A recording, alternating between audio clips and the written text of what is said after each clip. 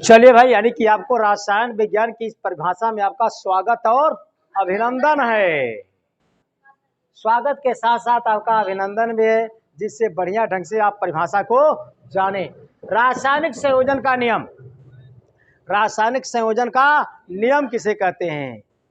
वे नियम जिनके आधार पर, वे नियम जिनके आधार पर विभिन्न तत्व अथवा यौगिक परस्पर संयोग करके नए यौगिकों का निर्माण करते हैं, रासायनिक संयोजन के नियम कहलाते हैं।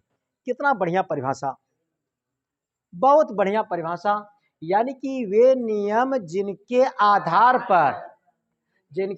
पर विभिन्न तत्व अथवा यौगिक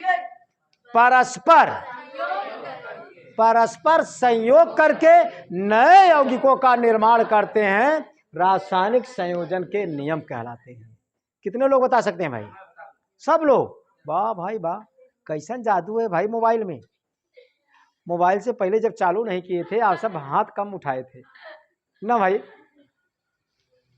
और बताना भी चाहिए। चलिए दोनों परिभाषा हम बताएंगे ना भाई, उसके बाद हम पूछेंगे। रासायनिक संयोजन का नियम सब लोगों को तैयार हुआ? यानी कि फिर सुनिए, वे नियम जिनके आधार पर विभिन्न तत्व अथवा यौगिक परस्पर मतलब आपस में परस्पर संयोग करके नए यौगिकों का निर्माण कर देते हैं, रासायनिक संयोजन के नियम कहलाते हैं। चलिए इधर से कोई एक आए, आइए बिटिया, आइए, यही आइए। यह परिभाषा रासायनिक संयोजन के नियम बताइए भाई। हाँ भाई बताइए, क्या है रासायनिक संयोजन भाई? रासायनिक संयोजन का नियम किसे कहते हैं? वही नियम। हाँ भाई, वे नियम जिनके आधार पर तत्व अथवा यौगिक। हाँ भाई, वे नियम जिनके आधार पर तत्व अथवा यौगिक परस्पर संयोग करके नए यौगिकों का निर्माण करते हैं, उन्हें रासायनिक संयोजक के नियम कहते हैं। वाह भाई वाह, बहुत बढ़िया बताया आपने। लेकिन डरना नहीं चाहिए आपको, बेहिचक बताना चाहिए। चलिए बिटिया, वे नियम जिनके आधार पर विभिन्न तत्व अथवा यौगिक परस्पर संयोग करके नए यौगिकों का निर्माण करते हैं, रासायनिक संयोजन के नियम कहलाते हैं। रासायनिक संयोजन के नियम को दो भागों में बांटा गया है। रासायनिक संयोजन के नियम को दो भागों में बांटा गया है। पहला भाग है, क्या भाग है? द्रव्यमान संरक्षण या द्रव की अविनाशिता का नियम। दूसरा पॉइंट है स्थिर अनुपात का नियम ना भाई। यानी कि कहने का मतलब रासायनिक संयोजन के दो पार्ट होते हैं। पहला पार्ट है द्रव्यमान संरक्षण या द्रव की अविनाशिता का नियम, और दूसरा पॉइंट है स्थिर अनुपात का नियम। अब हम द्रव्यमान संरक्षण या द्रव की अविनाशिता का नियम बताएंगे, उसके विषय में। रासायनिक संयोजन के दो पार्ट होते हैं।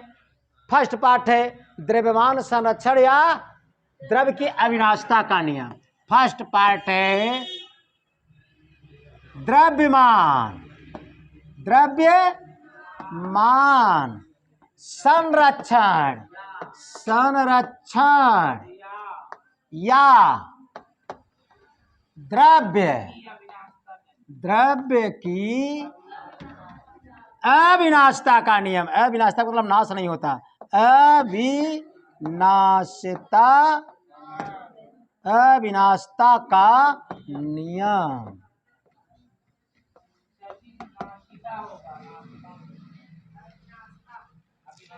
दिया गया है आपको ना भाई,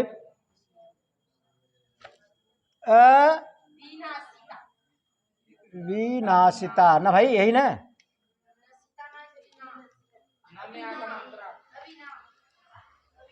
द्रव्यमान संरक्षण या द्रव की अविनाशिता का नियम, अविनाशिता। ये भाई आगे लिख दे रहे हैं अविनाशिता का नियम। द्रव्यमान संरक्षण, द्रव्यमान संरक्षण, संरक्षक मतलब रक्षा, संरक्षित मतलब नाश नहीं होता। द्रव्यमान संरक्षण यानी कि किसी भी रासायनिक अभिक्रिया में अभिक्रिया से पहले भी जितना द्रव्यमान रहेगा उतना अभिक्रिया के बाद द्रव्यमान रहेगा। यही चीज इसमें बताया गया है। अभिक्रिया के पहले जितना द्रव्यमान रहेगा अभिक्रिया के बाद भी उतना ही द्रव्यमान रहेगा। अब जैसे भाई द्रव्यमान संरक्षण या द्रव्य की अविनाशिता का नियम, यह इस नियम का प्रतिपादन किसने किया यह जानकारी होनी चाहिए। इस नियम का प्रतिपादन माने यह नियम किसने लाया। इस नियम का प्रतिपादन रूसी वैज्ञानिक यम भी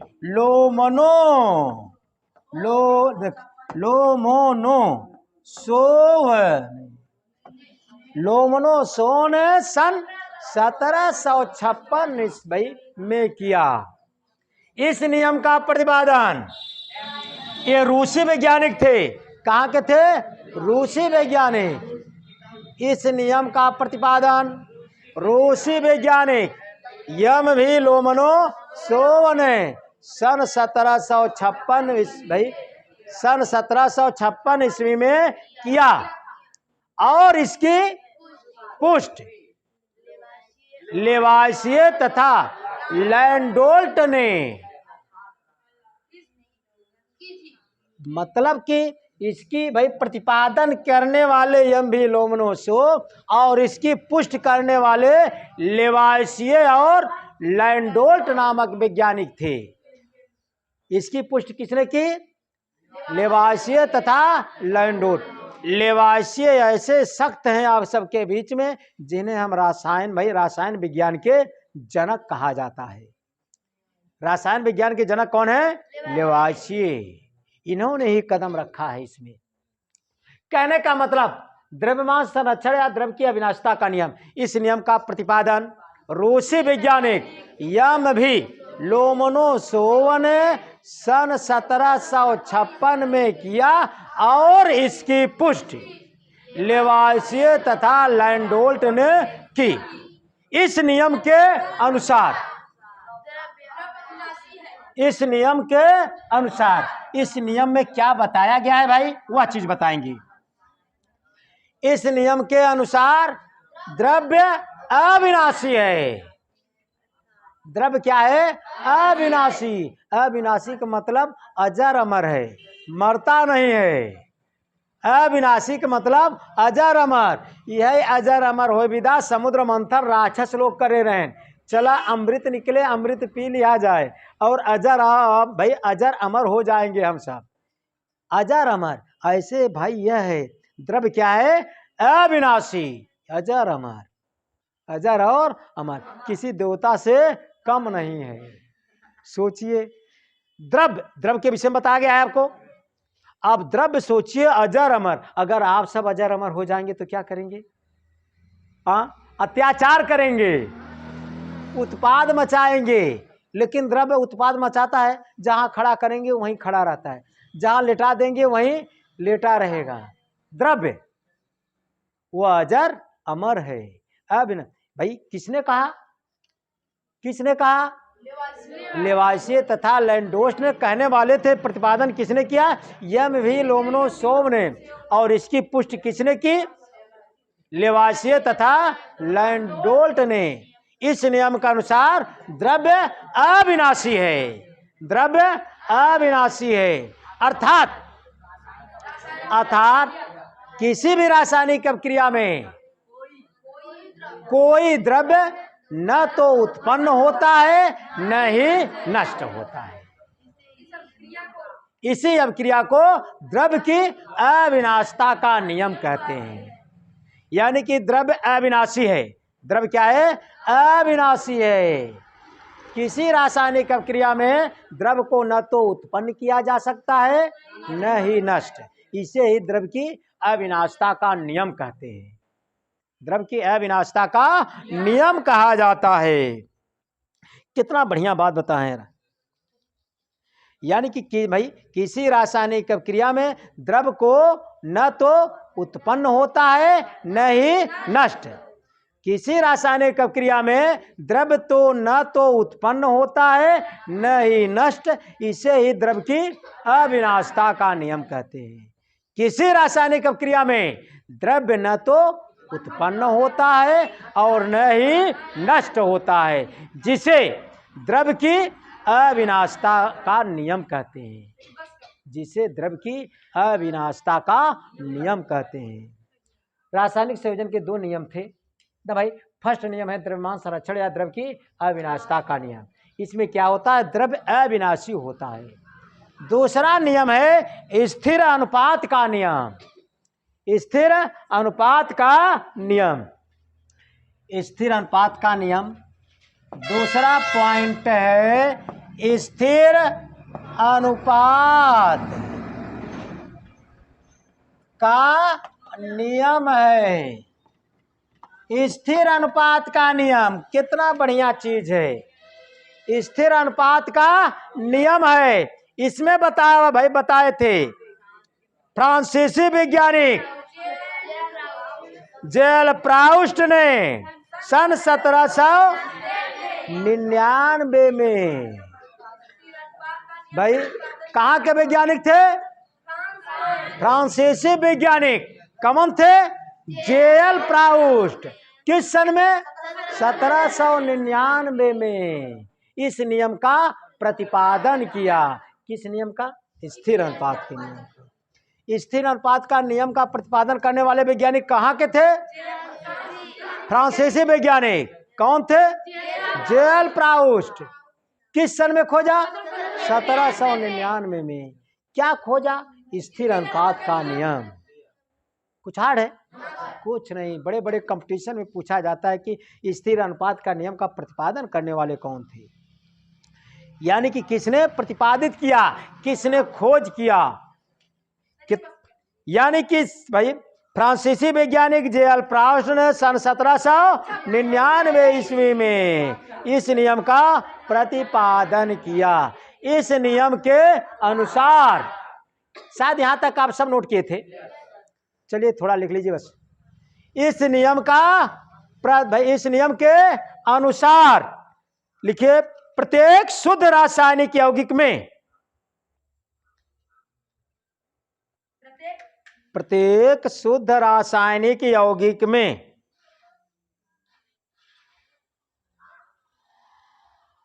प्रत्येक शुद्ध रासायनिक यौगिक में प्रत्येक शुद्ध रासायनिक यौगिक में स्थित तत्व, यानी कि उस यौगिक में जो तत्व स्थित है, स्थित मतलब विद्यमान है,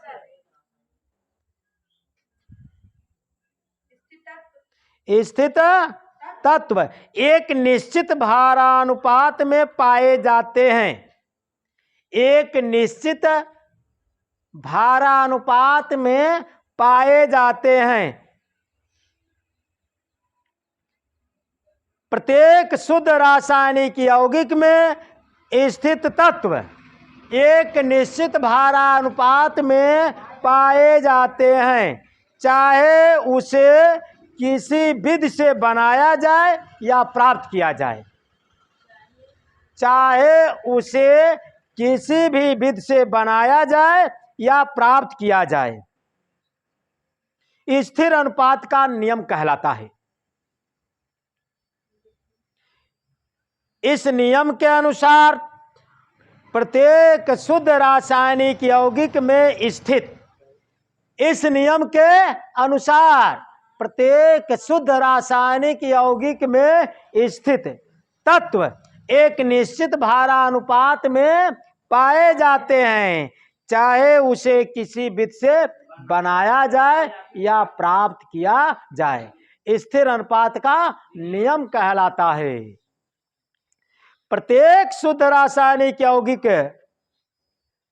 प्रत्येक शुद्ध रासायनिक यौगिक में स्थित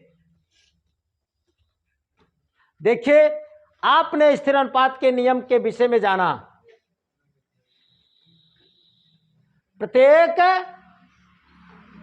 आपने नोट किया, प्रत्येक शुद्ध रासायनिक यौगिक में स्थित, कहो भाई कोई रासायनिक यौगिक रहेगा शुद्ध रहेगा तभी।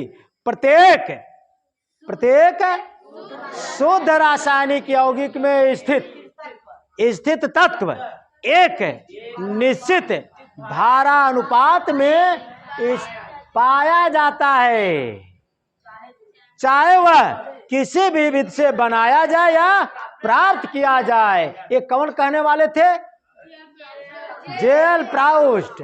इसी को हम स्थिर अनुपात का नियम कहते हैं। फिर सुनिए, जैसे जल, चाहे समुद्र का जल हो, चाहे कुएं का जल हो, चाहे नहर का जल हो, चाहे बरसात का जल हो, इसी के विषय में बताए हैं। देखिए समझिए, सबसे बड़ी चीज इसमें परिभाषा क्या है? प्रत्येक शुद्ध रासायनिक यौगिक, क्या देखा, जल एक यौगिक है, जल एक यौगिक है और शुद्ध है। अरे भाई, जल ही जीवन, जल ही प्राण, जल ही देवता, बोले भाई, जल ही जीवन। इसीलिए प्रत्येक शुद्ध रासायनिक यौगिक में, देखिए समझिए मित्र, प्रत्येक शुद्ध रासायनिक यौगिक हो गया, जल एक यौगिक है, प्रत्येक शुद्ध रासायनिक यौगिक में स्थित तत्व, इसमें कौन कौन तत्व है?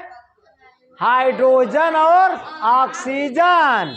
परिभाषा के अनुसार से देखिए, इसमें स्थित तत्व हाइड्रोजन है और ऑक्सीजन है। देखिए, प्रत्येक शुद्ध रासायनिक यौगिक में स्थित, कौन शुद्ध रासायनिक यौगिक रहेगा उसमें स्थित तत्व एक निश्चित भारानुपात। अब भारानुपात क्या है? इनका परमाणु भार लेंगे हम, किनका?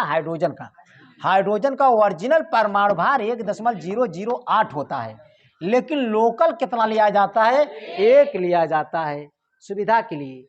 ओरिजिनल 1.008 होता है, लेकिन सुविधा के लिए, आपको समझाने के लिए, हल करने के लिए 1 लिया जाता है। यानी कि कई हाइड्रोजन है? दो ठिनी है। हाइड्रोजन तत्व कई ठिनी है? 2 ठिनी। इसलिए एक हाइड्रोजन का परमाणु भार कितना होता है? 1 होता है। और उनका परमाणु क्रमांक कितना होता है? 1 होता है। पर ओरिजिनल तो कहा ना भाई 1.008, लेकिन 2 हाइड्रोजन है, इसलिए परमाणु भार कितना होगा? 2 हो गया। अब देखिए, ऑक्सीजन का परमाणु भार कितना होता है? 16 होता है। 8 तो परमाणु क्रमांक होता है, इनका परमाणु भार कितना होता है? 16 होता है। अब देखा, इनका परमाणु भारानुपात निकाला जाता है, भार निकाला जाता है। क्या निकाला जाता? भार। अब देखा, यही आपका परिभाषा है मित्र, याद मत कीजिए, समझिए।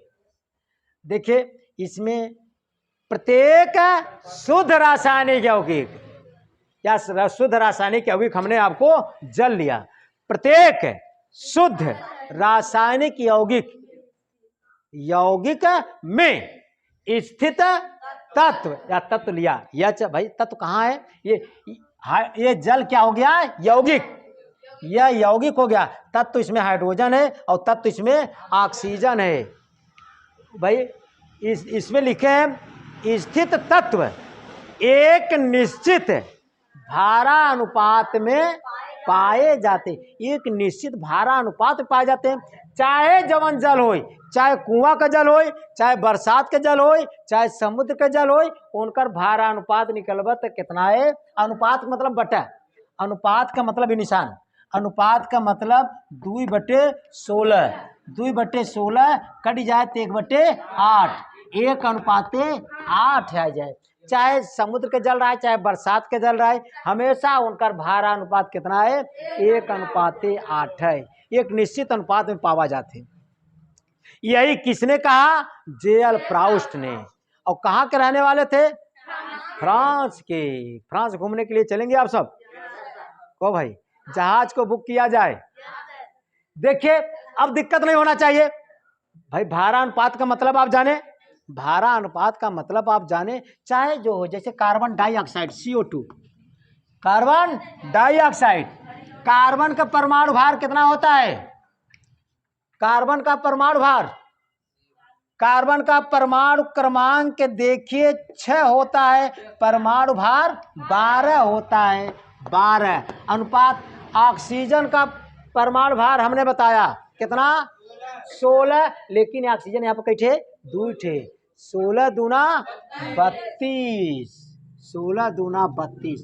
अनुपात निकालेंगे, कटेगा 4 तिहाई 12, 4 8 32, 3 अनुपाते 8 के अनुपात में हमेशा जहां पाया जाएगा, चाहे कार्बन डाइऑक्साइड मोटरसाइकिल से प्राप्त हो, चाहे चिमनी से प्राप्त हो, चाहे जहां से मिलेगा, लेकिन भारानुपात 3 अनुपाते 8 ही में पाया जाएगा।